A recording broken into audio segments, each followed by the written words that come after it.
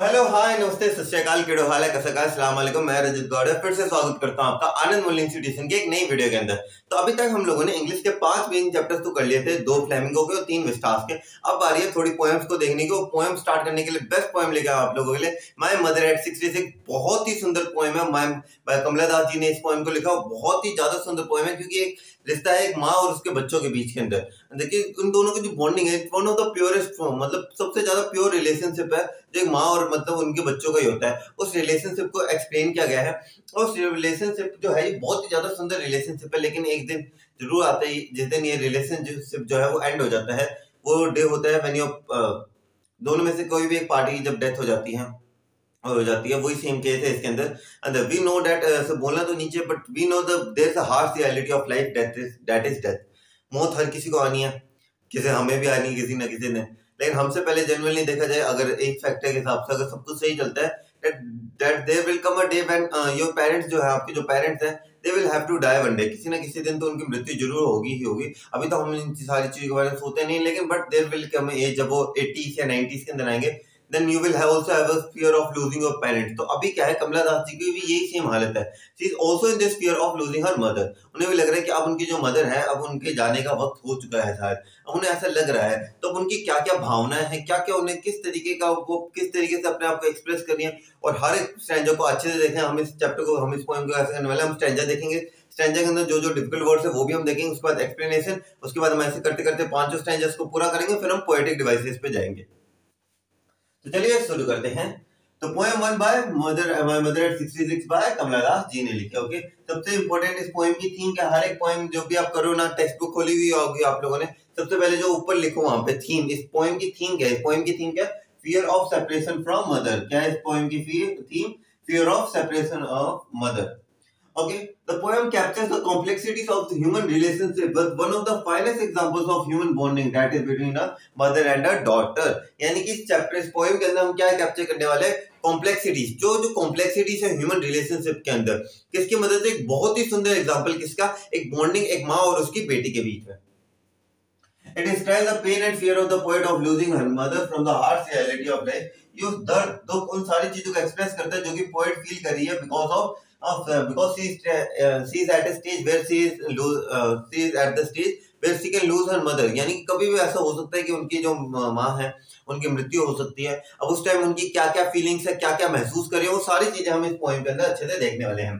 तो stanza number 1, 5 स्टैंजर्स हैं इसके अंदर, बहुत ही मतलब अच्छे से हर एक स्टैंजा की डिटेल एक्सप्लेनेशन आपके पास अभी यहाँ पे। तो सबसे पहले, driving from my parents home to Cochin, यानी कि ड्राइविंग बैक, यानी कि जब मैं, पोएट कह रही है ये, जब मैं ड्राइव कर रही थी बैक, कहाँ पे, एयरपोर्ट के लिए, क्योंकि वो अपनी मम्मी के घर आई हुई थी। तो कोचिन कहाँ पे, उनकी मम्मी का घर कोचीन के अंदर। तो फिर driving back home to Cochin last Friday morning I saw my mother sitting beside me. मैंने देखा कि my mother was sitting beside me. Explanation देख लेते हैं इसकी ताकि और अच्छे से क्लियर हो जाए।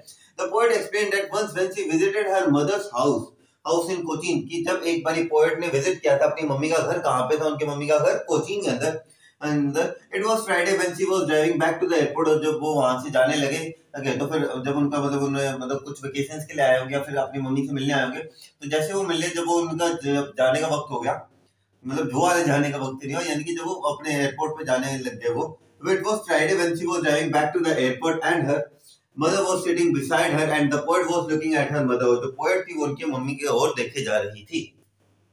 इसी चैप्टर, इसी पोएम है यार, कुछ ज्यादा डिफिकल्ट नहीं है इस पोएम के अंदर। स्टैंजा 2 क्या कहता है, देखो छोटे छोटे स्टैंजास हैं इसके अंदर। ओके, स्टैंजा 2 कहता है डोज। अब यहाँ पे डोज का मतलब लिखो। डोज का मतलब क्या होता है, स्लीपिंग। डोज का क्या मतलब होता है, sleeping. Okay, dose open mouth.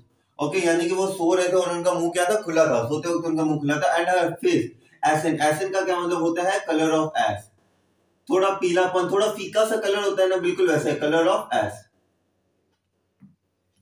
Okay, like that of a corpse. अब यहाँ पे कूप्स क्या है, डेड बॉडी। ओके, यानी कि जैसे एक डेड बॉडी नहीं होती, जिसका डेड बॉडी अपने मतलब ना देखी हो वही ज्यादा बेटर है।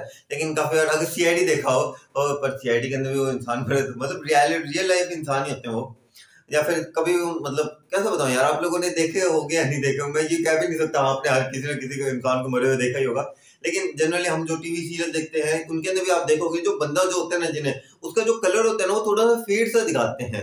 आपको नहीं लगता यार इसका कलर इतना थोड़ा सा फेड सा दिखा रखा है, थोड़ा मतलब थोड़ा सा मतलब फीका पीलापन सा दिखा रखा है। तो वो ये कि अब जो नोटिस किया उन्होंने कि उनका जो मम्मी का जो चेहरा था वो एकदम पीला पड़ चुका था, जैसे एक डेड बॉडी है। आप लोगों ने डेड बॉडी, भगवान ना करे आप कभी कोई डेड बॉडी देखो, लेकिन मान लो, अब मैं कैसे बोल रहा हूँ आप लोगों की, आप लोग एक डेड बॉडी देख के हो, तो चलो कोई बात नहीं, आपको भी गूगल पे सर्च कर लेना डेड बॉडी।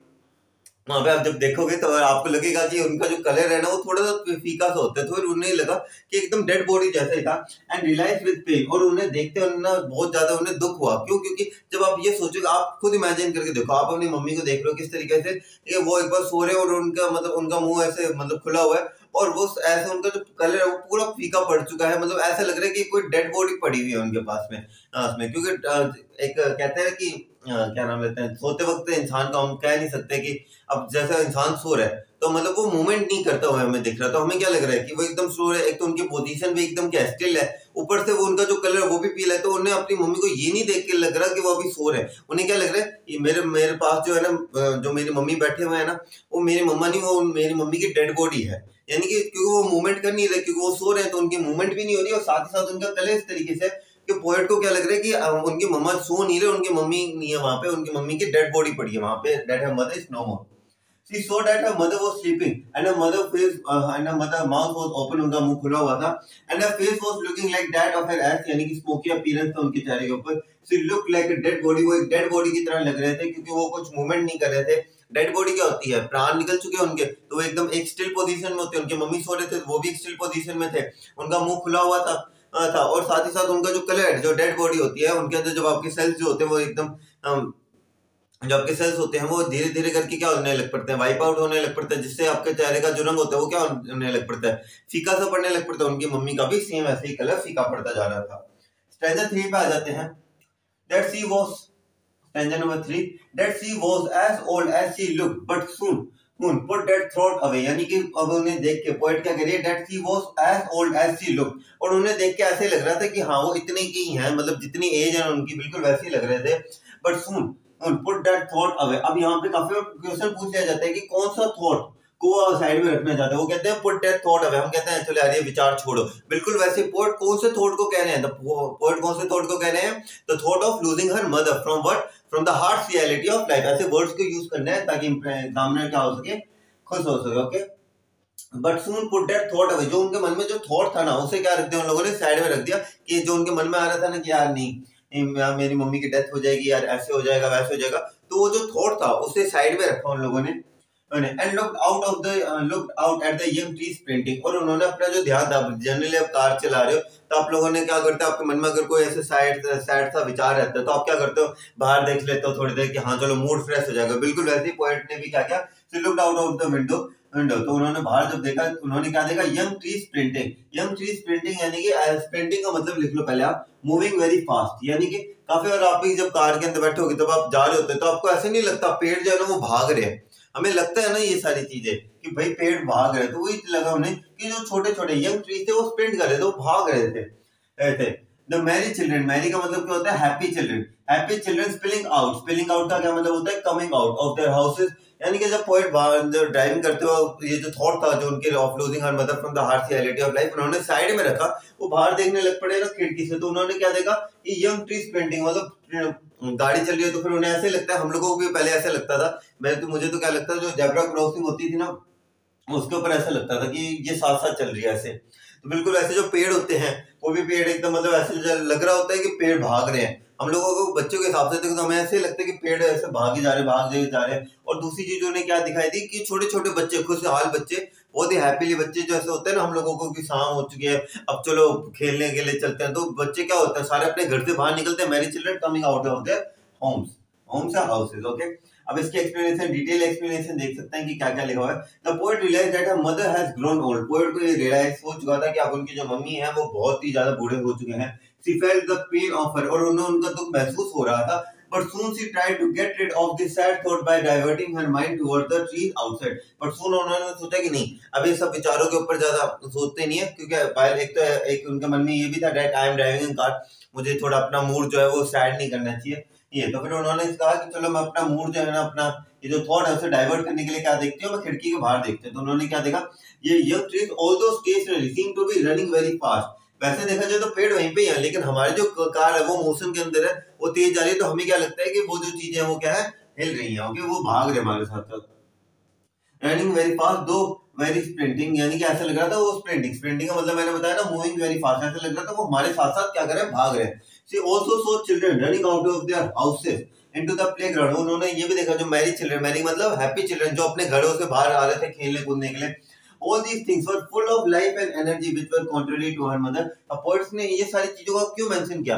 आपने देखा यंग ट्रीज यानी कि जवान, मैरी चिल्ड्रन यानी कि छोटे छोटे बच्चे, यानी कि ये जो सारी चीजें क्या है, ये सारी चीजें फुल ऑफ एनर्जी हैं, फुल ऑफ फेथ है। लेकिन अगर ये सारी चीजें देखा जाए जिनके बारे में हमने बात की, हमने एनर्जी के बारे में बात की, हमने फुल फेथ के बारे में बात करी, क्या ये सारी चीजें कॉन्ट्रेरी, कॉन्ट्रेरी मतलब अपोजिट नहीं है, अपोजिट किस चीज के, उनकी मदर की कंडीशन के, इनके उनकी मदर की जो कंडीशन, क्योंकि उनकी मदर क्या अभी वीक हो चुके हैं, वीक है, पेल है, डल हो चुके हैं, उनका चेहरा एकदम वो किस तरीके से लग रही है, अब डेड बॉडी की तरह लग रही है। तो फिर एक तरीके से देखा जाए, अब उनकी मम्मी क्या है, ओल्ड है, उनके उन्होंने किससे कंपैरिजन किया है, यंग ट्रीज के साथ। उनकी मम्मी जो है वो मतलब ऑन द यानी कि बहुत ज्यादा वीक है, डल है। वहीं जो हमारे लिए चल रहे हो क्या एकदम हैप्पी है, हेल्दी है, एकदम खेलने जा रहे हैं, उनके अंदर उत्साह है। लेकिन ये सारी चीजें क्या उनके पोएट के मदर के अंदर नहीं है। तो ये वर्ड्स को क्यों यूज किया गया, क्योंकि कॉन्ट्रेरी बना रहे हैं, एक तरीके से दो अपोजिट चीजों को कंपेयर कर रहे हैं। एक तरफ उनकी मम्मी है डेट इज ऑन हर्ट, मतलब उनकी जो कंडीशंस है वो इतनी ज्यादा वो ओल्ड है, हम यहाँ पे यंग ट्रीज के बारे में बात कर रहे हैं। उनका जो वीक है वो हम यहाँ पे हेल्थी चिल्ड्रन, हैप्पी चिल्ड्रन के बारे में बात कर रहे हैं। तो क्या है, कॉन्ट्रेरी है इन दोनों के बीच में क्रिएट किया गया है। इनके बीच में क्रिएट किया गया है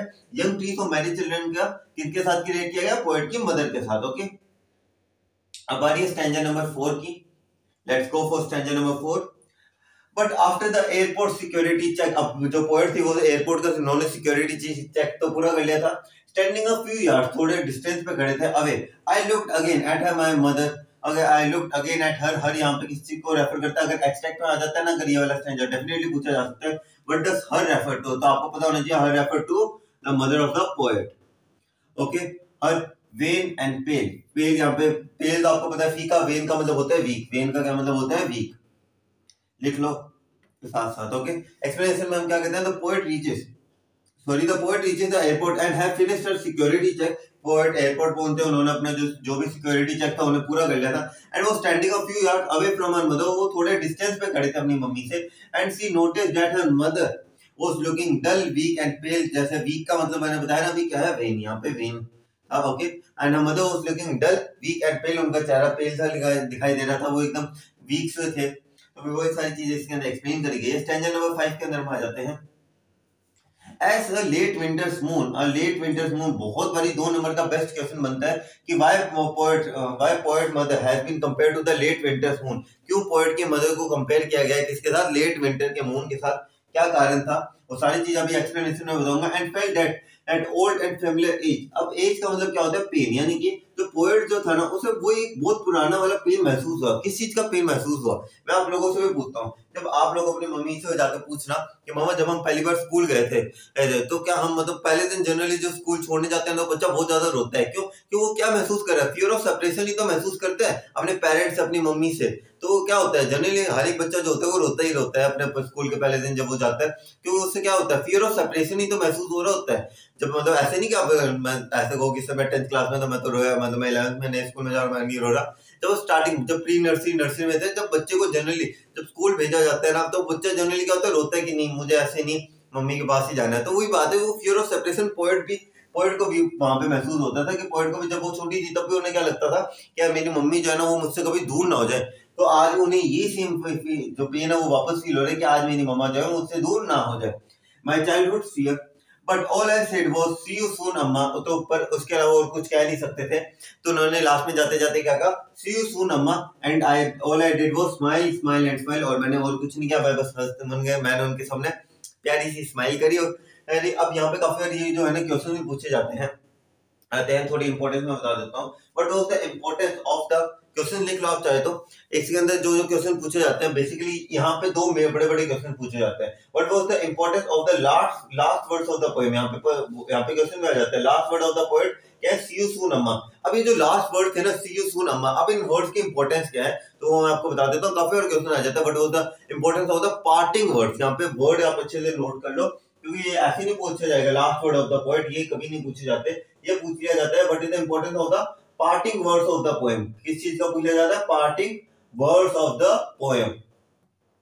पोएम के पार्टिंग वर्ड्स के बारे में बहुत बार पूछ लिया जाता है। Okay, parting words of the poem, तो आपको क्या लिखना है इसके अंदर?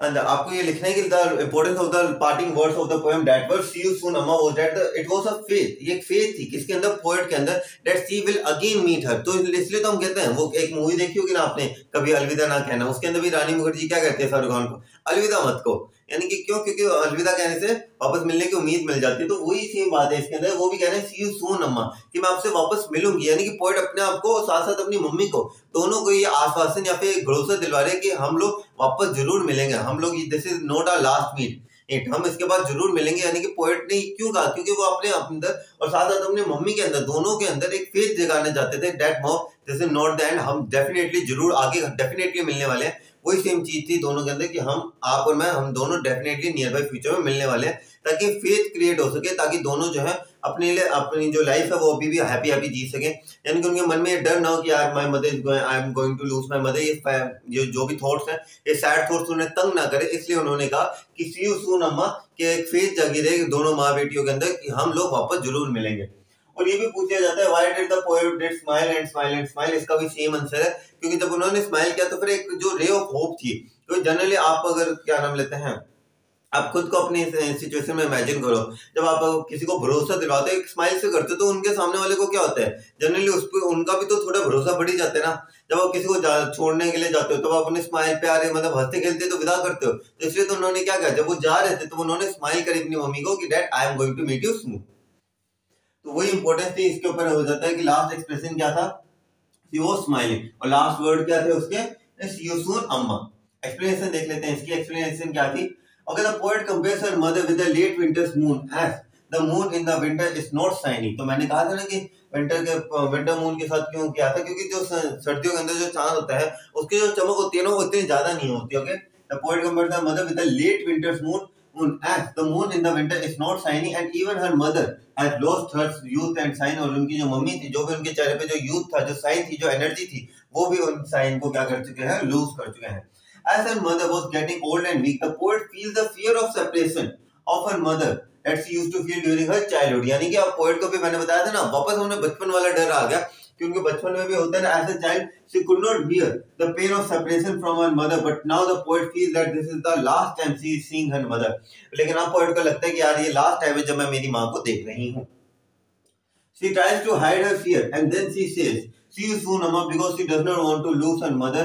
वो ये नहीं चाहती कि मैं अपनी माँ को लूज करूँ, वो बस चाहती है कि हम लोगों के अंदर एक फेथ सी बनी रहे, आपके अंदर भी मेरे अंदर भी, दोनों के अंदर एक फेथ सी बनी रहे कि हम जरूर मिलेंगे।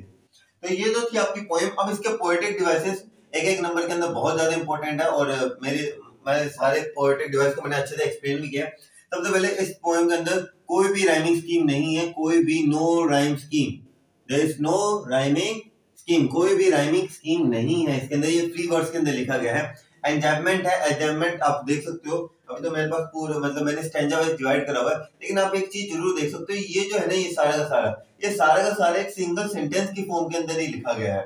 ओके, ये जो एंजाइनमेंट का मतलब क्या होता है?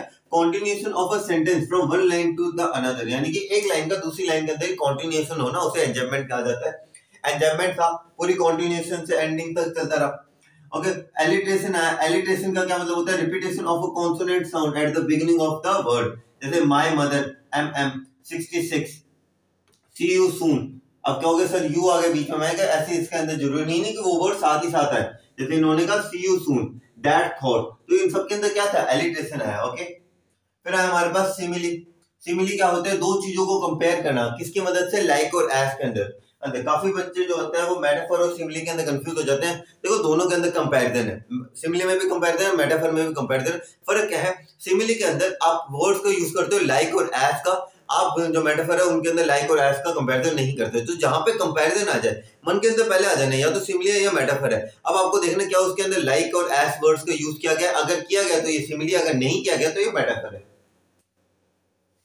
ओके, सिमिली के अंदर two things compared using the words like and as, जैसे कि pale as a late winter's moon, जैसे हमने पेल को किस मतलब उनका जो मदद था उन्हें किससे कंपेयर किया? लेट विंटर मून की, किसकी मदद से? एस वर्ड की मदद से। Face ashen like that of a corpse, यानी कि उन्होंने अपनी जो मम्मी के फेस का कलर था उसे किससे कंपेयर किया था, एक डेड बॉडी के फेस के कलर के साथ। तो यहाँ पे देख रहे हो कंपैरिजन हो रहा है किसकी मदद से, एस वर्ड के साथ और लाइक वर्ड के साथ। ओके, अगला आ जाता है पर्सोनिफिकेशन, मानवीकरण अलंकार। ये 10th वालों को बड़ा अच्छे से आता है, मानवीकरण अलंकार। यानी कि पर्सोनिफिकेशन क्या होता है, पर्सोनिफिकेशन यानी कि ह्यूमन एट्रीब्यूट्स देना। आप इन ह्यूमन एट्रीब्यूट्स एनिमल्स को भी दे सकते हो, किसी प्लांट को भी दे सकते हो और किसी नॉन लिविंग थिंग्स को भी दे सकते हो। Okay okay, when human qualities are given to plant animals and non living things on the earth, non living things को जब हम ये देते हैं, जैसे कि यंग ट्री स्प्रिंटिंग। अब देखो हमें पता है कि ट्रीज जो है वो भाग नहीं सकते और ट्रीज, और जो ट्रीज, तो यहाँ पे पहले बात तो ये आ गया कि हम ट्रीज जो है वो भाग नहीं सकते, और ट्रीज के साथ जो है यंग वर्ड का इस्तेमाल किया गया। यंग क्यों होता है, हम ह्यूमन ही तो यंग होते हैं, हम ह्यूमन ही तो भाग सकते हैं। तो यहाँ पे ट्रीज के साथ देखो पहली बात पर्सोनिफिकेशन आया जब इन्होंने इसे यंग कहा कि जो ट्रीज है वो यंग है, दूसरी बात स्प्रिंटिंग, स्प्रिंटिंग मतलब वो भाग रहे हैं। लेकिन जब हमें भी पता है ट्रीज भाग नहीं सकते, भाग कौन सकता है, ह्यूमन बीइंग भाग सकते हैं। ओके, फिर मेटाफर मैंने अभी भी कहा, comparing two words without the use of the word like and as, like और एज वर्ड्स का यूज नहीं करना। जैसे इसके अंदर जो था मैरी चिल्ड्रन, तो इसके अंदर चिल्ड्रन क्या था, Mary children coming out of their homes, यानी कि अब इसे किस चीज से कंपेयर किया गया था, कंटेनर के साथ। जो हैप्पीली चिल्ड्रन है ना, अब जैसा आप कोई भी कंटेनर है, अब उसे खोलते हो मतलब ऐसे करके, तो वो जो चीजें होती है वो ऊपर से मतलब आराम से खोलते नहीं, लेकिन अगर ऐसे वो होते हैं ना, जैसा अगर कोल्ड ड्रिंक की बोतल ही है, आप उसे मतलब ऐसे शेक करो, उसके बाद ऐसे करके उसे खोलते हो, तो उससे क्या होता है, जो उसके अंदर जो होते हैं, जो भी कंपोनेंट्स होते होंगे, वो किस तरीके से उड़ते हुए आते हैं ना, बिल्कुल वैसे जो मैरी चिल्ड्रन वो क्या अपने घर से भागते हुए आ रहे हैं। तो यहाँ पे चिल्ड्रन को किससे कंपेयर किया गया था, कंटेनर के साथ। कंटेनर मतलब वो कंटेनर नहीं जिसके अंदर स्टोर किया जाता है, ऐसे कंटेनर जिनसे जो चीज होती है वो स्पिल आउट होती है। रिपीटेशन वर्ड का यूज किया गया है, रिपीटेशन का कहाँ यूज किया गया है, smile, smile and smile. Repetition का मतलब भी आप लोगों को पता होगा, एक ही वर्ड का बार बार आना। ओके, तो this was all about the poem my mother at 66। I hope आप लोगों को मेरी एक्सप्लेनेशन अच्छी लगेगी। हमारा नया नया चैनल है, प्लीज लाइक कीजिएगा, प्लीज सपोर्ट कीजिएगा, थोड़ा सा सपोर्ट दिखा दीजिए। हम अभी आई गेस अभी ये वीडियो बन रही है तो मैं 243 सब्सक्राइबर्स के करीब हूँ, प्लीज 300 तक करवा देंगे तो फिर it will be a great help. तो चलिए, till then do whatever you want to do man, but don't trouble your माता पिता एंड भारत माता। मेरी इंस्टाग्राम की आईडी आ चुकी होगी यहाँ पे, और अगर आपको इनके नोट्स चाहिए तो मेरे इंस्टाग्राम के ऊपर आ जाइए, मेरा टेलीग्राम का लिंक जो है वो नीचे दे दूंगा मैं, वहां पे भी आप इसे देख सकते हैं। तो till then do whatever you want to do man, but don't trouble your माता पिता एंड भारत माता। जय हिंद गाइस।